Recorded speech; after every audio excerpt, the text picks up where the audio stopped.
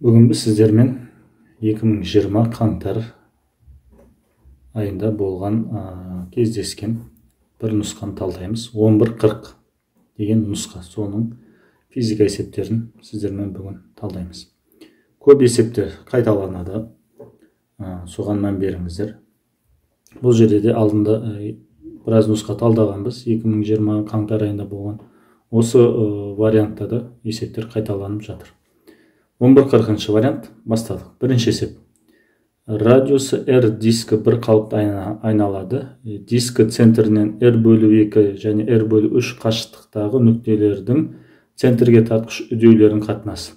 Енді бұндай есептерде қатынас табу керек есептерде не істеуіміз керек? Бірінші біз осы екі нүктеге ортақ бір физикалық шаманы табуға тырысуымыз керек. Ол не ол? Бұл диск айналып жатыр. Демек, бұның барлық нүктесінің бір ортақ нәрсесі бар. Ол бұрыштық жылдамдық. Бұрыштық жылдамдық барлық жерінде бірдей. Енді центрге тартқыш үдеудің формуласын жазайық. Ол v квадрат бөлу r. Бірақ бұл жерде әр нүктенің жылдамдықтары әртүрлі. Сондықтан біз бұны бұрыштық жылдамдық арқылы жазайық. Жылдамдық неге тең? Білесіздер, бұрыштық жылдамдық көбейту радиус квадраты бөлеміз r. Осы жерден омега квадрат r квадрат бөлінген r. Бір r қысқарған кезде бұрыштық жылдамдық тең болады омега квадрат көбейту r екен. Яғни омега деген бұрыштық жылдамдық. Енді екі нүктеге жазамыз. Бірінші центрге тартқыш үдеу, бұрыштық жылдамдық көбейтеміз соның радиусына. Екінші нүктедегі бұрыштық жылдамдық бірдей, тек қана радиусы өзгеше. Осы екеуінің қатынасы керек бізге. Көпбұрыштар бұрыштық жылдамдықтар қысқарып кетеді. Демек, үдеулердің қатынасы тең болады радиустардың қатынасы екен. Радиустар бізде r бөлінген 2 және r бөлінген 3. Осы жерден көпбұрыштар r қысқарады, 3 жоғары шығады, 3 бөлу 2 шығады, яғни 1,5. Осы жерден b нұсқасын белгілейміз. Бұл жерде мүмкін a2 бөлу a1 шығар, қатынасы керісінше болуы мүмкін ба деп қарасаңыздар, жауап ол кезде 2 бөлу 3 шығатын еді. Ондай жауап жоқ. Сондықтан бұл жерде қателесу мүмкін емес. Екінші есеп. Денелердің инерттілігінің өлшемі болатын физикалық шама. Бұл есте сақтайтын сұрақтардың бірі. Бұндай сұрақтар кездесіп тұрады физикада.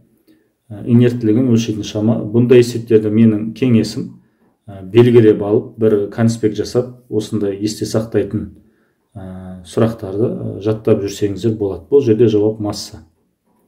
Бұл жерде жауап масса. Инерттілік деген сөз массамен байланысты. Үшінші есеп. Ағаш білеуші ағаш бетімен бір қалыпты қозғалғанда үйкеліс күші белгілі. Бұл қозғалып бар жатыр. Мынау үйкеліс күші. Демек, үйкеліс күші максимум мәніне жеткен. Үйкеліс коэффициенті белгілі, ағаш білеушенің массасы дейді. Енді бұл қозғалып бар жатқандықтан үйкеліс күші максимум мәніне жеткен, ең жоғарғы мәніне. Үйкеліс күшінің ең жоғарғы мәні неге тең? Ол үйкеліс коэффициенті көбейтеміз нормал күшіне. Бұл бір жазықтықта жатқаннан кейін, орналасқаннан кейін нормал күші неге тең? Салмаққа тең. Осы жерден есеп шығарамыз. Үйкеліс күші 50-ге тең. Үйкеліс коэффициенті 0,25, массасы белгісіз, еркіндісі үдеуі 10-ға тең. Осы жерден неше шығады? 10 мен 0,25 көбейтетін болсақ, 2,25 есеп тез шығаруға тырысамыз. 2,5 м тең болады 50. Енді қараңыздар, 50-ді 2,5-ке бөлсек, немесе 25-ке бөлсек, 2-ден басталатын шығады. 2 шығады. 50-25-ке бөлсеңіздер, 2 шығады. Білесіздер. 2, 20, 0,2 деген сан шығу керек. Жауаптарына қараймыз, 1-ден 20 деген бір ғана нұсқа бар. Мысалы, 0,2, 2 деген жауап болған кезде, ол кезде есептеуге, 0-дерді есептеуге болатын еді. 2 бүтінін ұбытыда осы уақыт үнемдесеңіздер болады. 0-дерді, яғни ондықтарды, 0 бүтіндерді есептемей, бірден сан мәнін есептесеңіздер, көп есептерде, 99% пайыз есептерде тек сан мәнімен жауабын бірден табуға болады. Мына жерде 50-ді 2,5-ке бөлсек 20 шығады. Немесе 2,5 25-ке жақын, 25-пен көбейтілетін сан. сол кезде 2 деген мен бірден белгіледім. Төртінші есеп, қаныққан будың температурасын өзгертпей көлемін 2 есе арттырса қаныққан будың концентрациясы. Енді қараңыз, қаныққан бу деген қысымдардың бірдей болған кезде, қаныққан будың газ бен будың температурасы бірдей болған кезде қаныққан бу болады. Температурасын өзгертпей көлемін 2 есе арттырған кезде қаныққан бу. Енді қараңыздар, бұл жер өте маңызды нәрсе, көлемін көбейтіп жатыр, қайтадан қаныққан бу деп айтып жатыр. Яғни көлемін көбейтіп, температурасын өзгертпей. Демек, бу қайтадан қанығады. Қаныққан жағдайға қайттан қаныққан бу қаныққан күйіне жетеді. Сондықтан бұл жерде қараңыздар, демек қысымы қайтадан бірдей болды. Қаныққан бу мен қанықпаған будың айырмашылығы не? Қысымдарында, қысымдар бірдей болған кезде қаныққан бу болады, бірдей болмаса қанықпаған. Енді PV-NR2 формуласын жазамыз. Зат мөлшері тұрақты көбейту температура. Енді мына зат мөлшерін молекула санымен жазайын. Бөлінген Авогадро көбейту арты. Неге? Өйткені бұл жерде концентрация туралы сөз қозғалып жатыр. Концентрация деген не? Молекула бөлшектің санын бөлеміз көлемге. Осы жерден қараңыздар, мынандай формула шығады. N бөлінген V, R бөлінген Авогадро көбейтілген уақыт. Мынау N бөлінген V, осы бізде концентрация. N кішінті N деп қолданып жатамыз. Енді қараңыздар, бұл қаныққан бу. Демек, қысым қайтадан сол қалпына жетеді, бастапқы қалпына жетіп үлгереді. Температураны өзгертпейміз. Демек, мына жерде N, яғни концентрация ол да өзгермейді деген сөз. Осы формадан түсінсеңіздер болады. R бөлінген Авогадро тұрақтысы, ол да тұрақты. Бір К деп айтып жатамыз, маңызды емес, ол да тұрақты.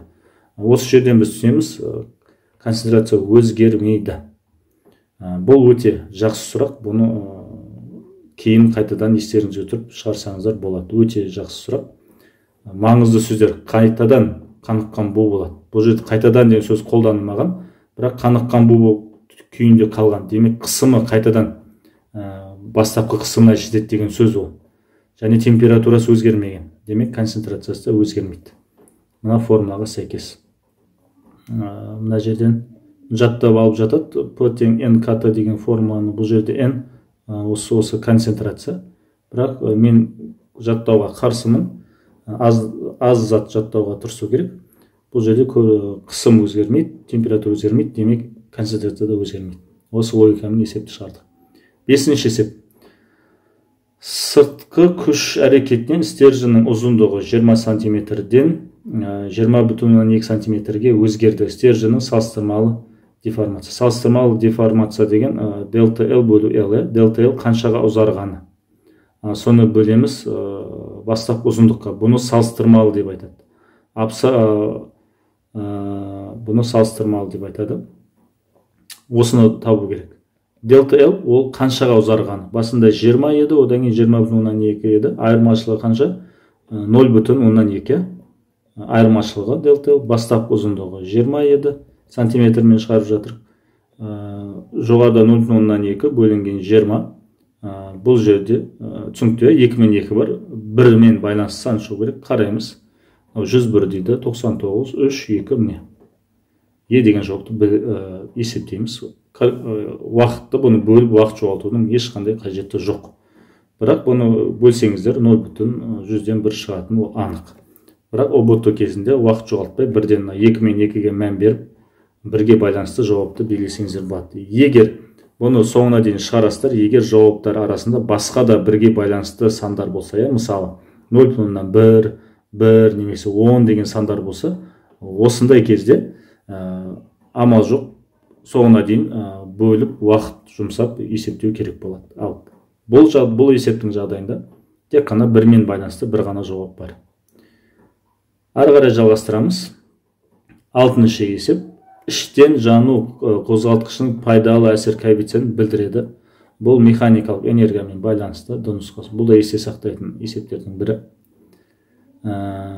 Жұмыс жасалынады, механикалық жұмыс жасалынады, қандай жағдай болмасын. 7-ші есеп.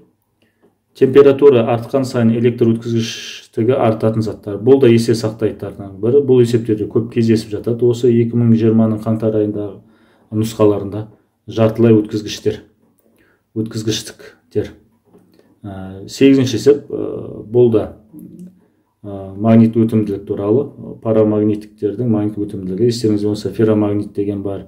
Олардың барлығы магнит өтімділіктің қатынасына байланысты. Бірден үлкен, кіші, өте үлкен деген сияқты.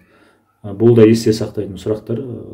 Парамагнит бұл жерде А нұсқасы. Бірден үлкен болса, оны парамагниттіктер деп атаймыз. 9-ші есеп.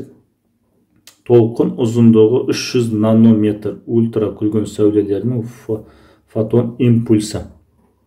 Импульстің формуласы бұл жерде білесіздер H Макс Планк тұрақтысы бөлеміз толқын ұзындығына. Бұл формуланы есте сақтау керек. Бір ғана формула көрдіңіздер, есеп бірден шығады. Енді тұрақтымыз 6,63, 10-ның минус 34 дәрежесі. Бөлеміз толқын ұзындығы 300 нанометр, нано деген минус 9 дәрежесі. Енді қараңыздар, бұл жерде қайтадан мән береміз. Мына нөлдерді мән бермесек болады. Өйткені жауаптарын қараңыздар. Барлық нұсқада алғашқы сан бірдей емес. Демек, мен 663-ті 3-ке бөлейін. Нөлдеріне мән бермей көріп тұрсыздар, 2, 2, 1 деген саннан басталатын жауап бар. Ары қарай нөлдерін есептейсіздер, оның бір нәрсе дәрежесі маңызды емес. 221-ге ұқсас жауап қай жерінде бар? Тек қана сын нұсқасында. Бірден соны белгілесеңіздер болады, уақыт жоғалтпай. Бұны қиын есептер деп есептеп жатады, көріп тұрсыздар, ешқандай қиындығы жоқ. Нөлдерді есептемесеңіздер болады. Бірден жауабын белгілесеңіздер болады. Жалғастырамыз. 10-ші есеп. Дене жылдамдығының уақытқа тәуелді графигі берілген. Дене тең үдемелі. Бұл жерде орысша айтқанда ключевое слово дейді ғой. Ең маңызды сөз осы тең үдемелі. Тең кемімелі бар, тең үдемелі бар. Бұл жерде үдеу тұрақты және жылдамдық көбейіп жатыр деген сөз. Тұрақты үдеумен көбейіп жатыр. Сол уақытты табу керек, сол уақыт аралығы. Қараймыз, мына жерде жылдамдық өсіп жатыр. Және тез өсіп жатыр. Демек, бұл жерде үдеу тұрақты емес. Т1 мен Т2 аралығында жылдамдық көбейіп жатыр және бір қалыпты көбейіп жатыр. Бұл жерде үдеу тұрақты және тең үдемелі. Тұрақты, бір қалыпты үдеу деп айтсақ болады. Демек, жауап осы болады. Т1 мен Т2-ның арасында. Б деген жауап. Мына жерде де үдеу тұрақты, бірақ жылдамдық азайып жатыр. Оны тең кемімелі дейді, мына жерде де тең кемімелі дейді.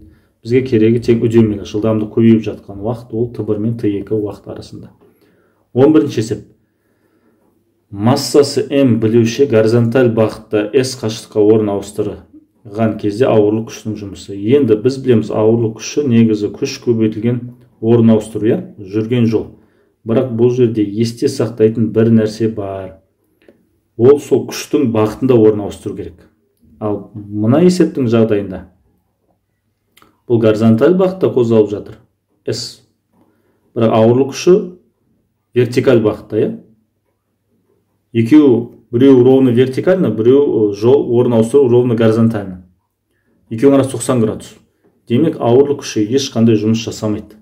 Өйткені ауырлық күштің бағытында қозғалып жатқан жоқ, қысқаша айтқан кезде. Түсінікті ғой? Қысқаша айтқан кезде солай.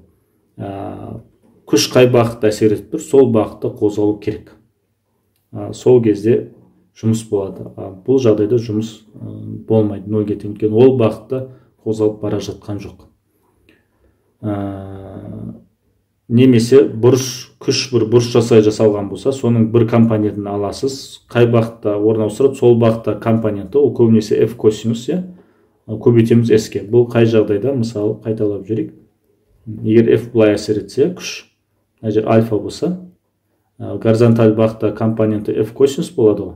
Міне осы бағытта, осы компоненттің бағытында S жол орын ауыстырса, осы екеуін көбейтеміз, бағыттас екеу. Бірақ біздің бұл жағдайда жұмыс жоқ, нөлге тең, өйткені ауыр күшін бағытында қозғалмайды. Бұл да өте маңызды. Есте сақтау керек. 12-ші есеп. 12-ші есеп. Массасы 10 грамм материалдық нүкте мына заңдылыққа байланысты тербеледі. Нүктеге әрекет ететін күштің ең үлкен мәні тербелістің толық энергиясы. Енді күштің ең үлкен мәні күш неге тең Ньютонның екінші заңы бойынша массаны үдеуге көбейтеміз. Үдеудің ең үлкен мәнін табуымыз керек. Сол кезде күшті табамыз, иә. Үдеудің ең үлкен мәні неге тең? Негізі біз мына жоғарыда теңдеуді орын ауыстырудың теңдеуі ғой бұл. Осыны екі рет туындысын алуымыз керек. Уақытқа байланысты сол кезде үдеу шығады, иә. Бірінші туындысы жылдамдық, екінші туындысы ол үдеу. Бұны жаттап алатындар да бар. Мен бірден туындысын алайын. Үдеу неге тең? Жолдың екі рет туындысын аламыз, екі нүкте қойып. Ол кезде алдындағы 0,5 деген сан қалады. Қасына тының алдындағы циклдік желіге сол екі рет көбейтіледі. Өйткені екі рет туынды аламыз ғой. 0,6, тағы да 0,6, екінші туынды алған кезде. Одан кейін синус екі рет туынды аламыз. Біріншінде косинус, одан кейін қайттан синус шығады. Синус мына жағын мен жазбай ақ қойын, жақшаның іші. Өйткені әзірге маңызды емес. Алдында минус таңбасы бар. Ол да маңызды емес әзірге. Енді қараңыздар. Аның үдеудің максимум мәні қай кезде болады? Мына синус максимум болған кезде, ол бірге тең. Демек максимум мәні неге тең? Мынаған тең. 0,05 көбейту 0,6 көбейту 0,6. Немесе оны аның максимум формуласын жаттап алғандарды бар. Амплитуда орын ауыстырудың максимум мәні көбейтеміз циклдік желіктің квадратына. Біз соны дәлелдедік. Қысқаша айтқан кезде. Міне мынаны көбейтеміз. Осы кезде үдеу шығады. Үдеуді массаға көбейтеміз. Массамыз бізде көріп 10 грамм. Есепті шығарайық. Массамыз 10 грамм, 10-ның минус 3 дәрежесі, килограммға айналдырамыз. Үдеуіміз 5, 10-ның минус 2 дәрежесі. 0,6 көбейту 0,6 ол 0,36, яғни 36, 10-ның минус 2 дәрежесі. Дұрыс қой. Енді қараңыздар. 36 мен 5-ті көбейтеміз. 36 мен 5-ті көбейтсек 180, я? 1 мен 8 деген сандар бар. Жауаптарына қараймыз. 18 екі нұсқа бар. Б және Е. Екеуі де бірдей миллиньютон.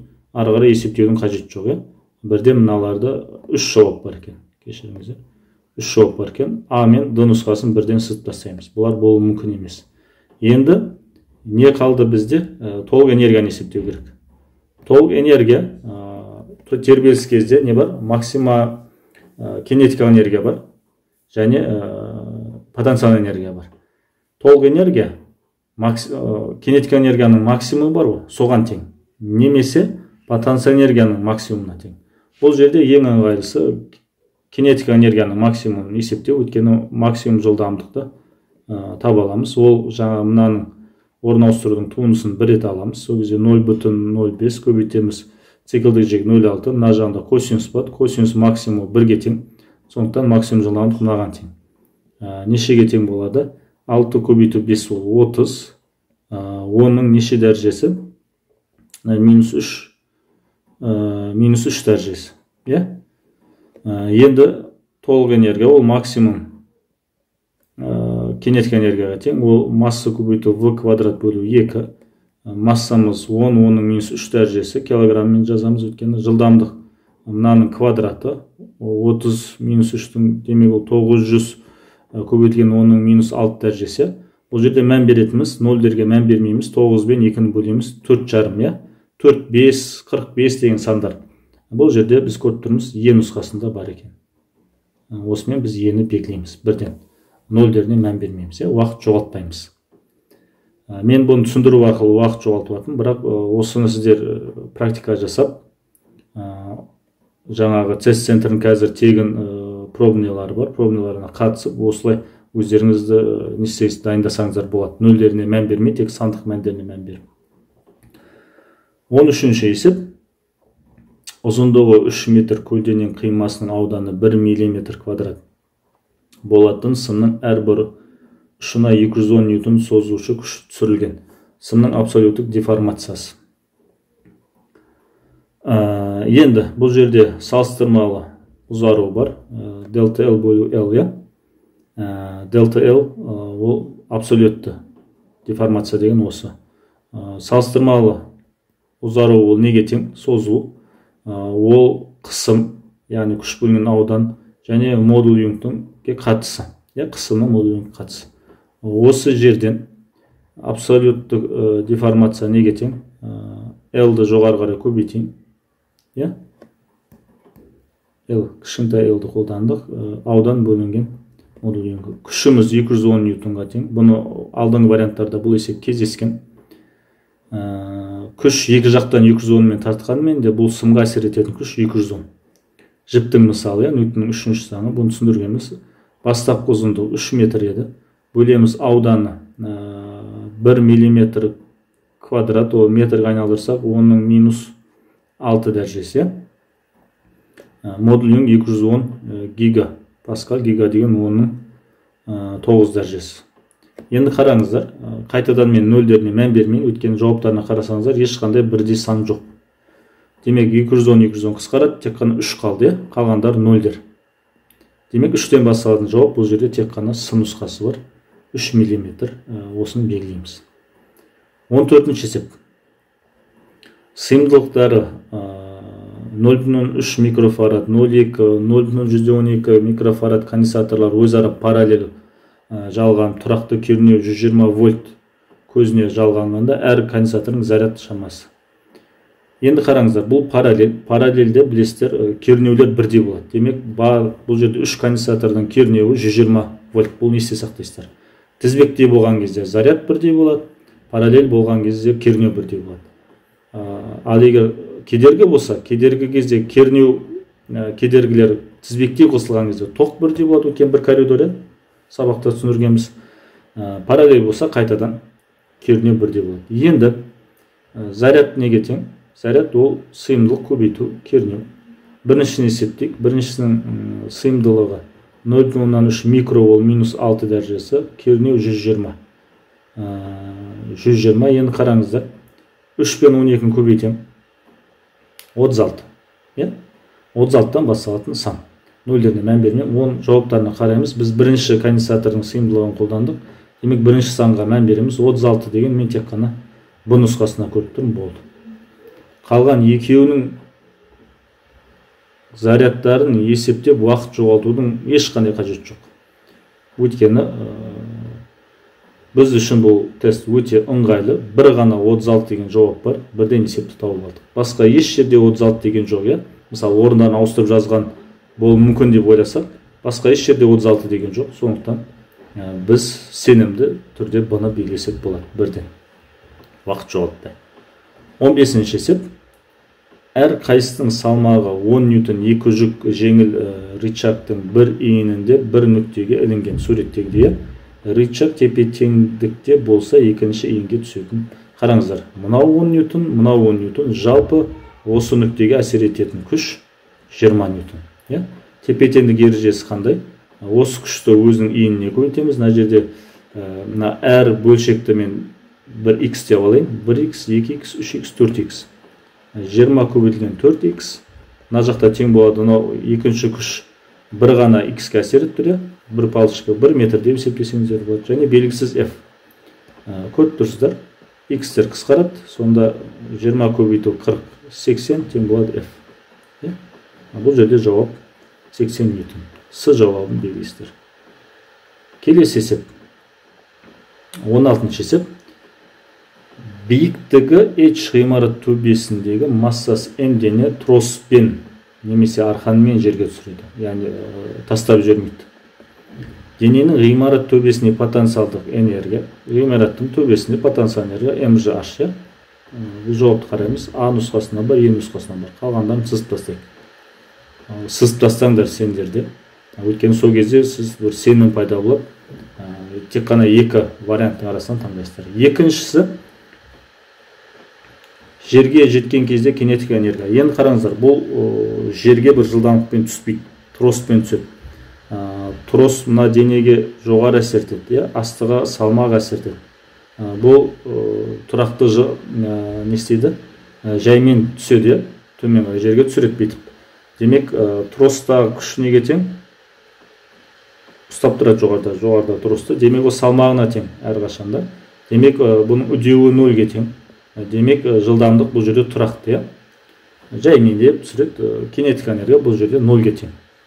бұл жерден бірден А нұсқасын белгілейсіздер. Е нұсқасын ойланып қалсаңыздар, бұл жерде V2 деген, V1 деген, V2 қай жердегі жылдамдық, V1 деген қай жердегі жылдамдық, ол туралы ешқандай мәлімет жоқ.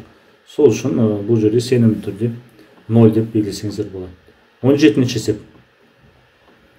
17-ші есеп. Қорғасын оқ 280 метр секунд жылдамдықпен ұшып келіп қабырғаға соғылған кезде температурасы 224 кельвинге артты. Оқтың кинетикалық энергиясының ішкі энергияға айналған бөлігі дейді.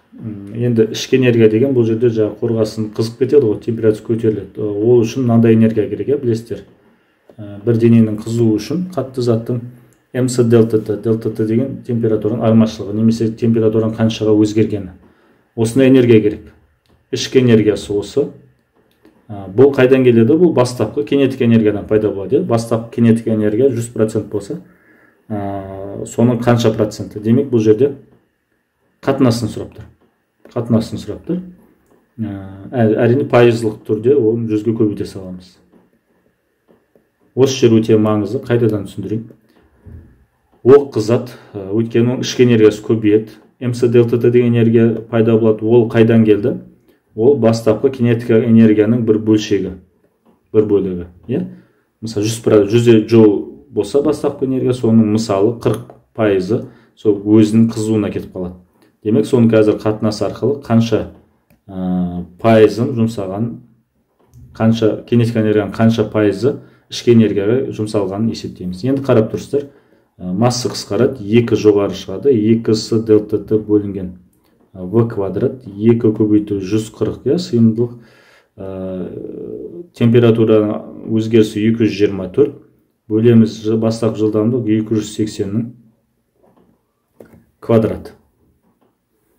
Квадраты бұл есепті шығарасыздар, асықпай, бұл жерде 0,8 шығады, 80%, пайызбен есептейтін болса, көбейтеміз 100%-ға, осы жерден Е нұсқасы шығады. Бұл есепті де шығардық, өте оңай есеп. Қанша бөлігі, оны қатынас арқылы есептедік. 18-ші есеп.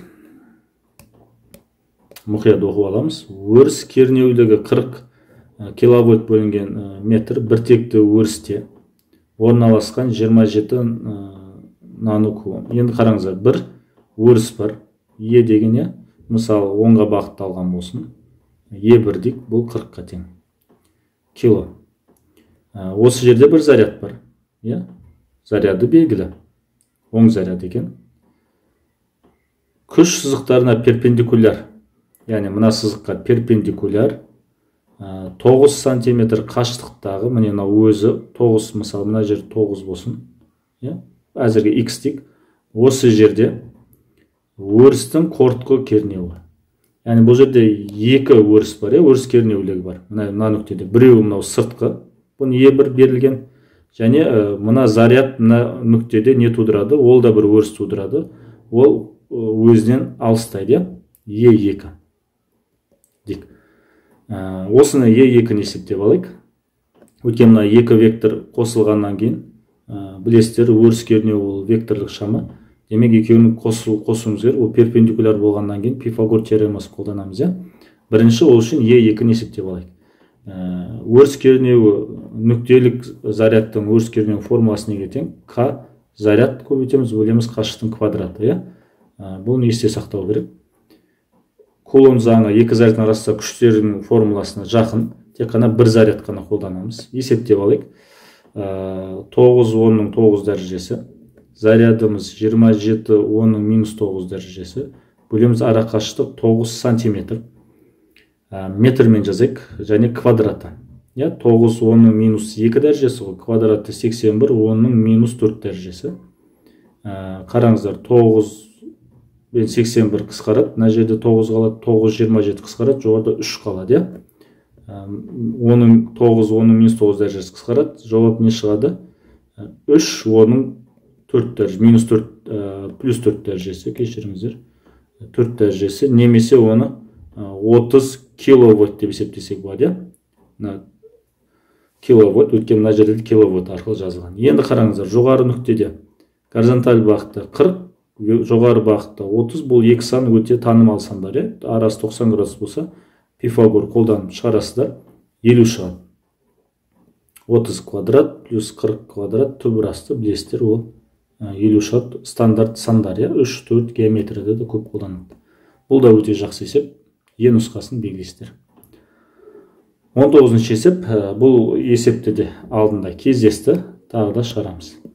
Толқын ұзындығы белгілі, жарық сәулесінің екінші реттік максимум бұрышы белгілі, көрінетін дифракциялық торда дейді, бірінші реттік бұрышпен көрінетін жарық толқын. Бір дифракциялық тор бар, яғни бұның периоды бірдей, бірақ екі түрлі толқын келген кезде екеуінің максимум реттіктері әртүрлі болып шығады. Демек, бұл жерде екеуіне ортақ ол период, тордың дифракциялық тордың периоды. Формуласын жазамыз. D синус 18 бірінші жағдайда. Тең болады К лямбда. К деген екінші реттік бірінші жағдайда. 2 дейміз. Толқын ұзындығын көбейтуім керек, ол 500 нанометрмен шығара берейін. Екінші жағдайда дәл осы дифракциялық торды қолданады. Демек, периоды сол. Синус 12 болады ол кезде. Келесіде бірінші реттік, демек К 1-ге тең. Толқын ұзындығы белгісіз. Бұл форма естеріңізге түсіре кетейін. D синус альфа тең болады К лямбда деген дифракциялық тор үшін қолданатын формуланы қолдандық. Енді осы жерден қатынастарын есептейтін болсақ, көріп тұрсыздар, D-лар қысқарып кетеді.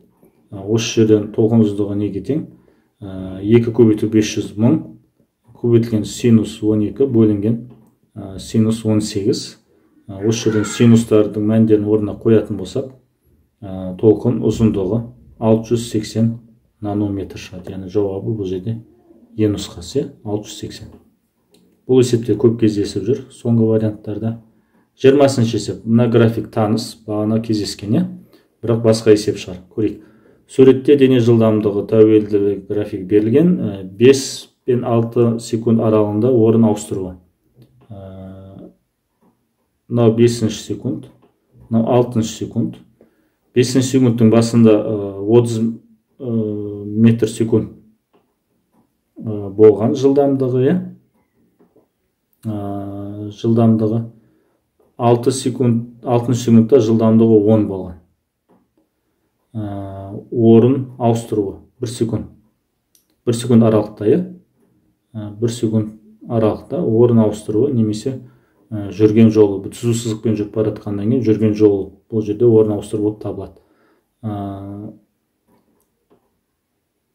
Негізі бұл оңай жолмен тез есептеуге болады. Мұны білесіздер, жылдамдық пен уақыт график болғаннан кейін осы сызықтың астындағы аудан сол орын ауыстыру болып табылады, жүрген жол болып табылады. Осыны есептейік. Бұл жерде трапеция, трапецияның ауданы немесе бұны 4 бұрышқа бөліп осылайынан және 3 бұрышқа бөліп бөлек-бөлек есептесеңіздер болады. Осылай. Сосын қосасыздар. Мен трапеция ретінде шығарайын. Трапецияның бір қабырғасы 30, қосамыз екінші қабырғасы 10, көбейтеміз биіктік мына жерде ол 1, бөлеміз 2, 40 бөлінген 20, 40 бөлінген 2 ол 20 метр шығады. Жауабы бұл нұсқасы. Немесе бірінші үдеуді есептеп, одан кейін кинематика формуласын есептеуге болады. Қаласаңыздар, оны да бірден істейік. V2 квадрат тең болады V1 квадрат азайтылған 2ax деген форманы қолдануға болады. Осы жерден x-ті табуға болады. Бірақ ол үшін a үдеуін бірінші табуымыз керек. Оны бірінші формуладан есептейік. Бұл жерде минус деп жаздым, өйткені жылдамдық азайып жатыр. Соңғы жылдамдық 10, бастапқы жылдамдық 30, 1 секундта. Демек, үдеу неге тең? Бұл жерде 20 метр секунд квадратпен үдеу азайып жатыр екен. Бірінші формулаға келем. V2 квадрат соңғы жылдамдығы 10-ның квадраты, бастапқы жылдамдығы 30-ның квадраты, 2 көбейту 20 көбейту x, 100 тең 900 азайтылған 40x, 40x тең болады 900 азайту 100, 800 болады. Осы жерден x неге тең? 800 бөлінген 40 ол 20 шығады. Осылайда ұзағырақ есептесеңіздер болады, егер жаңағы аудан методын білмесеңіздер. 21-ші есеп. Бұл есепті де алдыңғы нұсқада түсіндіргенмін, бір қателік бар сияқты. Орын ауыстыру мен уақыт графигі берілген. Бірінші сұрақ, орташа қозғалысың жылдамдығы. Орташа жылдамдық білесіздер, 150 метрді ол жобамен 35 секундта жүріп өткен. барлық жүрген жол бөлеміз барлық уақытқа. Осы жерден қателеспесем 4,2 деген жауап шығу керек. Ол жауапты мен таба алмадым. Екіншісі, қозғалыссыз болған уақыт. Көріп тұрсыздар, орын ауыстыру өзгермеген 10 секундтан бастап 25 секунд аралығында. Демек 15 секунд бойы қозғалмай тұрған. Ол кезде G нұсқасын белгілейміз. Үшінші сұрақ. 30 секундта жүрген жол. 30 секундта ол көріп тұрсыздар 100 деп тұр. 100 метр жүрген екен. Екі жауабын белгіледік. Келесі сұрақ. 22-ші сұрақ. Изотермиялық жолмен баяу сығу кезінде газ 7,6 жол жылу мөлшерін бөліп шығарды. Осы кезде газың атқарған жұмысы. Енді қараңыздар. Баяу сығу дегенде көлем азаю. Көлем азайған кезде жұмыс теріс болады, ұмытпаңыздар. Мен бұл жерден бірден А нұсқасын алып тастаймын, өйткені оң таңба алсам, Е нұсқасын алып тастаймын, G нұсқасын алып тастаймын, оң таңба алсам өйткені. Газдың көлемі азайған кезде жұмыс теріс болады, бұны ұмытпаңыздар. Және термодинамиканың бірінші заңын жазамыз. Берілген немесе алынған жылу тең болады ішкі энергияның өзгерісі қосылған жұмыс. Изотермиялық болғаннан кейін ішкі энергия өзгермейді, нөлге тең. Демек жылу тең болу керек жұмысқа. А жылу бізде 7,6, я? 7,6. 7,6 дәрежесі, кешіріңіздер, теріс таңбасымен. 7-тен басталатын екі нұсқа көріп тұрмын. D мен F, демек сыны сызып тастайын. Көзімізге түсіп тұрмасын. Енді қараймыз. Мега деген -6 дәрежесі, бұл дұрыс демек. Оның 6 дәрежесі дәл сол D және F нұсқасы дұрыс екен. Осындай методты қолдансаңыздар болады. 23-ші есеп. Бұл да есте сақтайтын сұрақтардың бірі. Көп кездесіп жүр. Заряд тасымалдаушылары еркін электрондар оң және теріс иондар болып табылатын өткізгіш түрі. Бұл иондалған газдар. Бұнда есте сақтайтын сұрақтар. Бұндай сұрақтар негізі ыңғайсыз сұрақтар. Бірақ ОБТ-да бұндай есептер кездесетін болғандықтан бұған да дайындалу керек. 24-ші есеп. Сыйымдылығы 10 микрофарад конденсатор астарларында 4 микрокулон заряд жинақталған, оның электр өрісінің энергиясы. Конденсатордың энергиясын еске түсіреміз. Заряд көбейтілген, кернеу бөлінген 2. Заряд бар, кернеу белгісіз, кернеу неге тең? Ол заряд бөлінген сыйымдылық, немесе зарядтың квадрат бөлінген 2 сыйымдылық. Осы форманы бірден жаттап алатындар бар. Осында қолдансаңыздар болады. Заряд 4 микро, оның -6 дәрежесі, оның квадраты бөлеміз 2, сыйымдылық 10, оның -6 дәрежесі. Жоғарыда 16, мына жерден 16 шығады. 4-тің квадраты, оны 2-ке бөлеміз 8. Мына жерде 10-ның -12 дәрежесі, астында 10-ның -5 дәрежесі. Мына жерден -5 дәрежесі шығады. Сонда 8, 10-ның -7 дәрежесі шығады. Яғни 8-ден басталатын жауаптарды таңдап аламыз. А-ны сызып тастаймыз, Б-ны сызып тастаймыз, С-ны, F, G. Бұл жерде екі нұсқа бар. 8-ден басталатын енді тексереміз. Микро арқылы жазған. Микро дегеніміз не? Ол 8, 10-ның -1 көбейту 10-ның -6. Мынау микро, демек 0,8 болу керек. Мынау дұрыс. Нано жол арқылы жазған. Нано дегеніміз не? -9 арқылы жазуымыз керек. Оның -2 жоқ, -9 дейміз. Оның -7 болу үшін оның 2 дәрежесі көбейту керек. Яғни 800 нано жол болу керек. Бұл жерде Е нұсқасы да дұрыс. Е нұсқасы да дұрыс. Д және Е нұсқасы. Көбінесе екі жауап 8-ден басталатын, немесе 1-2 сандар болса, көбінесе екеуі дұрыс болады. Екі жауапты есеп.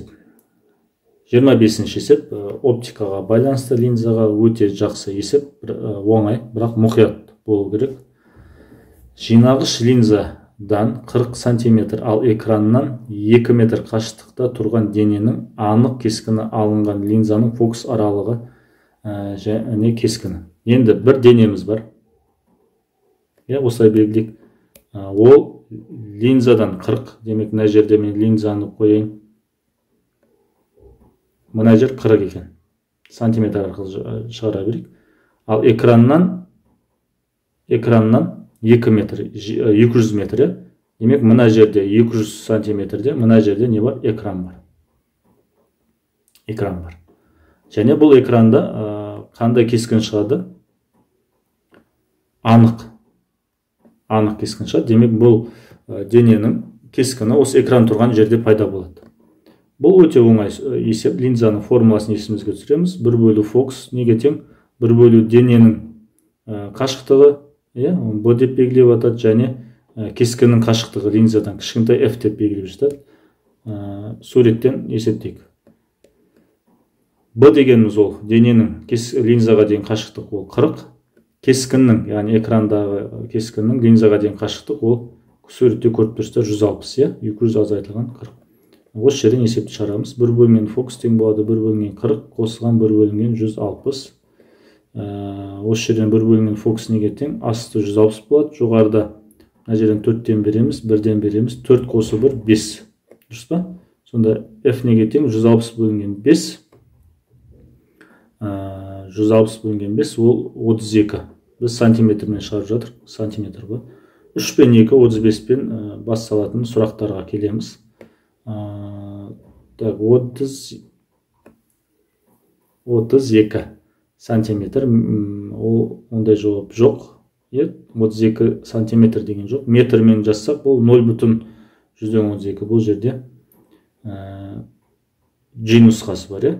G нұсқасын таптық. Сұрақты қайтадан оқиық.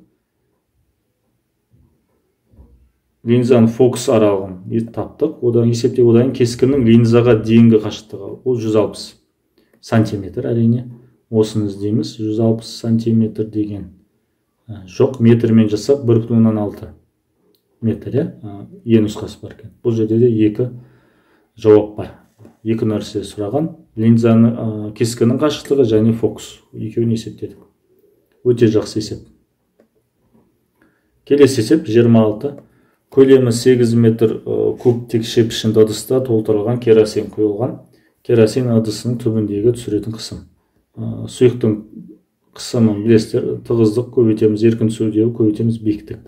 Бұл жерде текше болғаннан кейін, оның барлық қабырғасы бірдей болады. H мысалы. Көлемі неге тең? H куб. 8 тең H куб. Демек, бір қабырғасы ол неге тең екен? 2 метрге тең. Енді қысымды есептей аламыз. Тығыздық 800-ге тең, еркін түсуде 10-ға тең, көбейтеміз 2-ге. 16.000 паскаль шығады екен. 16.000 паскаль. Көрейік, ондай жауап бар ма? Міне, D нұсқасы бар. 16.000 тағы да килопаскаль. Оның 3 дәрежесі килопаскаль болады. Тағы да E нұсқасын көрейік. 5-ке көбейтсек, оның 6 дәрежесі. Бұл да 16.000 шығады. Мен 3 жауабын көріп тұрмын бұл жерде. 27-ші есеп. Бұл есепте алдыңғы нұсқаларда кездескен. Ашық қолбада газдың ішкі энергиясы изобарал қыздырылғаннан кейінгі қолбадағы қалған ішкі энергияны салыстыру дейді. Бұл ашық. Демек, қыздырған кезде кейбір бөлшектер, молекулалар сыртқа шығып кетеді. Изобарал қысым тұрақты. Бұл жерде газдың көлемі де тұрақты. Бірақ газ ішінде өзгеріп отырады, шығып кетіп отырады. Қалған ішкі энергия бұл жерде өзгермейді. Формамен дәлелдеуге тырысайық. 3/2 немесе 5/2 мен I дейін. Зат мөлшері көбейтілген тұрақты көбейту температура. Енді қараңыздар, мына мөлшер азаяды, өйткені үсті ашық болғаннан газ шығып кетеді. Температура, қыздырылған температура көбейеді дейді. Енді осы қатынасты табып көрейік. Басында ПВНРТ болсын, біраз қыздырғаннан кейін қысым өзгермейді, көлем өзгермейді. Өйткені газдың көлемі білесіздер, сол ыдыстың көлеміне тең болады. Үсті ашық болғаннан кейін изобарлық деп айтып тұр, қысым да өзгермейді. Мына жерде 1 болса, мына жерде 2 болады. Мөлшер азаяды, молекуланың саны азаяды өйткені. Мына жерде Т1 болсын, т2 болады. Температура өзгерді. Қараңыздар, мына жерден мынау тең болып тұр.